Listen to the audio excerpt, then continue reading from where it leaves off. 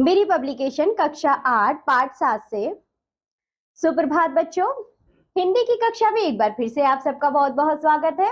आज हम पढ़ेंगे पाठ नंबर 7 जिसका नाम है चल रही उसकी कुदाली।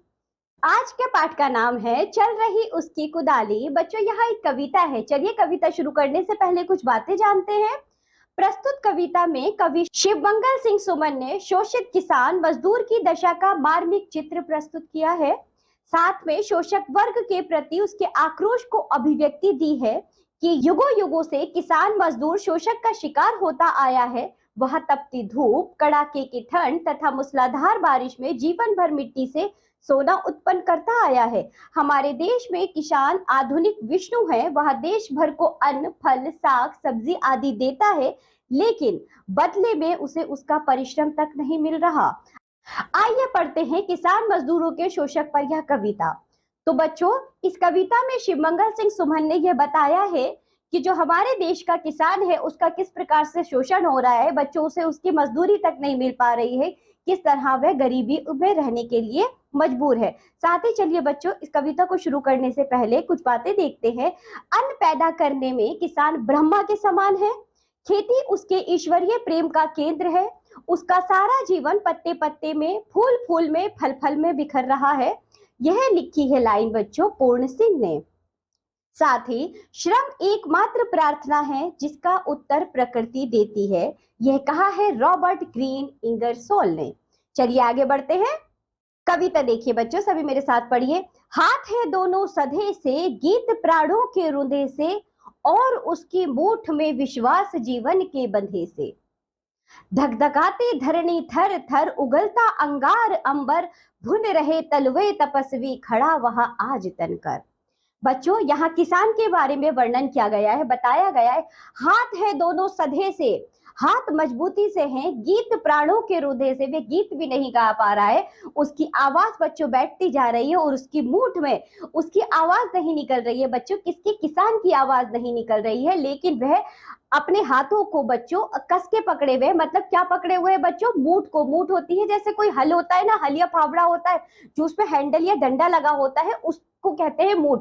उसे वह कस के पकड़े हुए। यानी कि बच्चों, जब बैल चलाते हैं तो पीछे जो हल चलाने वाला होता है उसकी मूठ को कस के पकड़े हैं, विश्वास के साथ पकड़े हैं जीवन के बंधे से।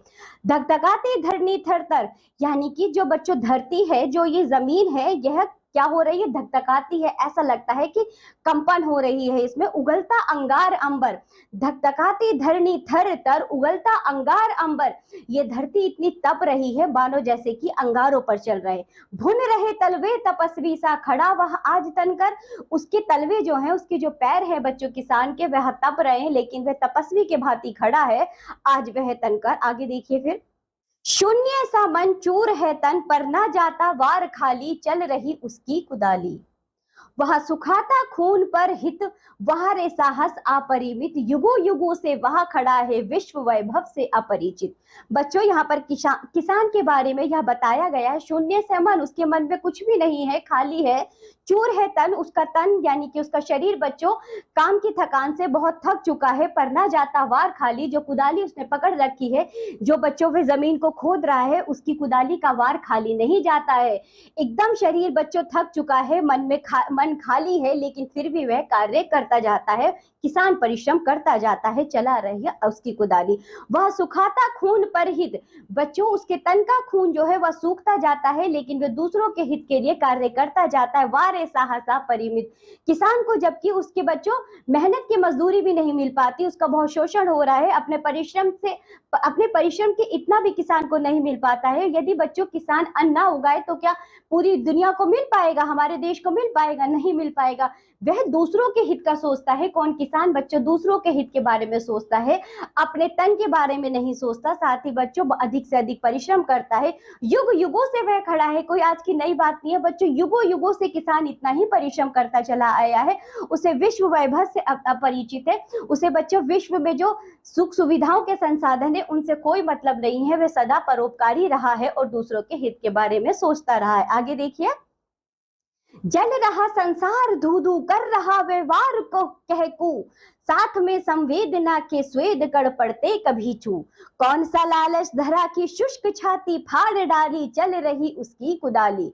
बच्चों, इसमें कभी कह रहा है जल रहा संसार धू धू, ये जो संसार है बच्चों ये तो जल रहा है धू धू करके, कर रहा व्यवहार कह हूं, यानी कि बच्चों जो किसान है वह वार करता जा रहा है हूं करते हुए, साथ ही मतलब बच्चों वह अपने काम में लगा हुआ है। फसल उगाने के लिए जितनी मेहनत करनी पड़ती है, जमीन को तैयार करना होता है, वह सब वह काम कर रहा है। साथ में संवेदना के स्वेद कड़ पड़ते कभी चू, यानी कि बच्चों जो उसका पसीना है वह निकल निकल कर बाहर आ रहा है। देखिए आपको यहाँ पर किसान की तस्वीर भी दिखाई गई है, किस तरह वह मेहनत कर रहा है, उसकी क्या जर्जर हालत है बच्चों, स्थिति है, और किस तरह पसीना बह रहा है। उसे संसार से कोई मतलब नहीं है, उसकी वैभव से कोई मतलब नहीं है।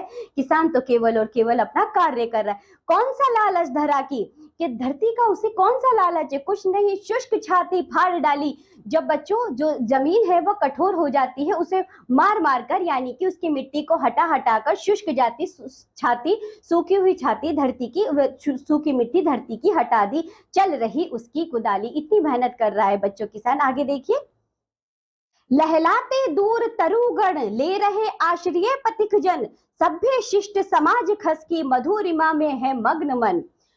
वह बच्चों किसान देख रहा है कि देखो बहुत दूर जो है किस तरह से पेड़ जो है लहरा रहे हैं, जो वृक्ष है, कितने वृक्षों के बहुत सारे पेड़ जो वृक्ष है वह बहुत सारे लगे हुए हैं, लेकिन वह उनमें आराम नहीं कर सकता क्योंकि मुझे तो कार्य करना है। जो आने जाने वाले बच्चों राही हैं, जो पथिक हैं, वह उन पेड़ों के नीचे उनकी छाह में विश्राम कर रहे हैं। ये जो सभ्य समाज है, ये जो शिष्ट समाज है, शिष्ट समाज खस की मधुरिमा है में है मगन मन। ये जो सभ्य शिष्ट समाज है बच्चों, ये घास पर बैठा, उसकी क्या ले रहा है बच्चों, घास पर बैठा हुआ पेड़ों की छांव ले रहा है और आराम से बच्चों विश्राम कर रहा है। और यहाँ देखो किसान जो है वह कितनी अधिक मेहनत कर रहा है। आगे देखो, सब सरसता रख किनारे भीम श्याम शरीर धारे, खोदता तिल तिल धरा भा किस शुभ आशा के सहारे। यानी कि बच्चों जो किसान है सब सरसता रख किनारे, उसे इन चीजों से कोई मतलब नहीं है, वह सारी सरसता को छोड़ चुका है, लेकिन वह अपनी मेहनत में लगा हुआ है। भीम श्याम शरीर, भीम जैसा मजबूत यानी कि सांवला शरीर के साथ बच्चों वह खोदता है जमीन को, तिल तिल अपनी धरती को खोदता है और अनाज के लिए उपजाने के लिए उसे तैयार करता है। ना जाने वे किस आशा के सहारे ये सारा कार्य कर लेता है। उसे तो बच्चों अपनी मेहनत के इतना मिलता भी नहीं है, तब भी किसान जो है मजदूरी में लगा रहता है, हमेशा दूसरों के बारे में सोचता रहता है। आगे देखिए, किस सुवर्ण भविष्य के हित यह जवानी बेच डाली, चल रही उसकी कुदाली। यानी कि जो बच्चों किसान है, जो यह किसान है, ना जाने कौन से भविष्य के लिए वह इतनी मेहनत कर रहा है। वह सोचता है क्या मुझे कभी इतनी ज्यादा ऐशो आराम मिल सकती है। अपनी सारी जवानी किसान ने इस जमीन में, इस धरती में उगाने में, दूसरों के परोपकार में निकाल दी, ले उसकी कुदाली चलती ही जाती है, चलती ही जाती है, रुकती नहीं है। आगे देखिए, भूमि से रण ठन गया है, वक्ष उसका तन गया है, सोचता में देव अथवा यंत्र मानव बन गया है। भूमि से रण ठन गया, आज ऐसा लग रहा है कि किसान की जो है लड़ाई हो गई है जमीन से, वक्ष उसका तन गया है, एकदम तन कर बच्चों वह आज कार्य कर रहा है। ऐसा लग रहा है कि पूरी धरती को वो आज खोद डालेगा। सोचता है देव अथवा यंत्र मानव बन गया, आज वह यंत्र के समान बच्चों तेज तेज तेज तेज जल्दी जल्दी कार्य कर रहा है। ऐसा लग रहा है कि किसान आज कोई यंत्र यानी कि मशीन बन गया है। शक्ति पर सोचो जरा तो खोदता सारी धरा, जो बाहुबल से कहर कर रहा है इस धरणी को उर्वरा जो। शक्ति पर सोचो जरा तो खोदता सारी धरा, यानी बच्चों जरा ध्यान से सोचो, शक्ति से सोचो, जोर लगाकर दिमाग पर सोचो तुम। खोदता सारी धरा, वह जो धरती खोद रहा है बाहुबल से कर रहा है, यानी कि उसके बाजुओं में बच्चों जो ताकत है उसके बलबूते पर वह अपनी जमीन को, अपने खेतों को खोद रहा है, इस धरणी को उर्वरा जो। यानी कि वह बच्चों क्यों खोद रहा है, ये जो धरती है, ये जो उसका खेत है, ये उपजाऊ बन सके, ये उर्वरा बन सके, यानी कि इसमें अधिक से अधिक अनाज उग सके। लाल आंखें खून पानी यह प्रलय की ही निशानी, नेत्र अपना तीसरा क्या खोलने की आज ठानी। क्या गया वह जान शोषक वर्ग की करतूत काली, चल रही उसकी कुदाली।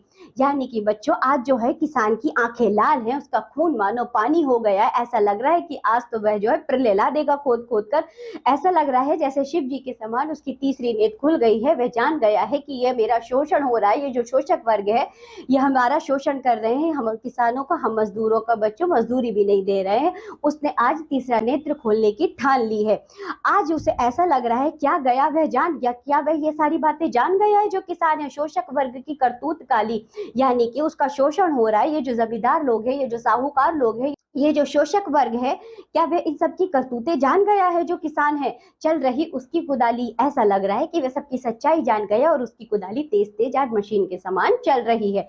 तो बच्चों, आज की कविता में इतना ही। इस कविता से हमें यह सीख मिलती है कि किसान मजदूर हमें खाद्यान्न देने के अलावा भारतीय संस्कृति और सभ्यता को भी सहेज कर रखे हुए है। भारत की आत्मा किसान है, किसान की कृषि ही शक्ति है और यही उसकी शक्ति है। हमने सीखा कृषक की जीविका, कृषक जीवन का संघर्ष, कृषक का आत्मविश्वास, शोषकों को चेतावनी, कृषक मजदूर की परिश्रमशीलता, धरती का सबसे बड़ा पालनकर्ता जो कि किसान मजदूर है। तो बच्चों, आज की कविता में इतना ही। अब हम मिलेंगे आपसे अगली कक्षा में, तब तक के लिए बाय बच्चों।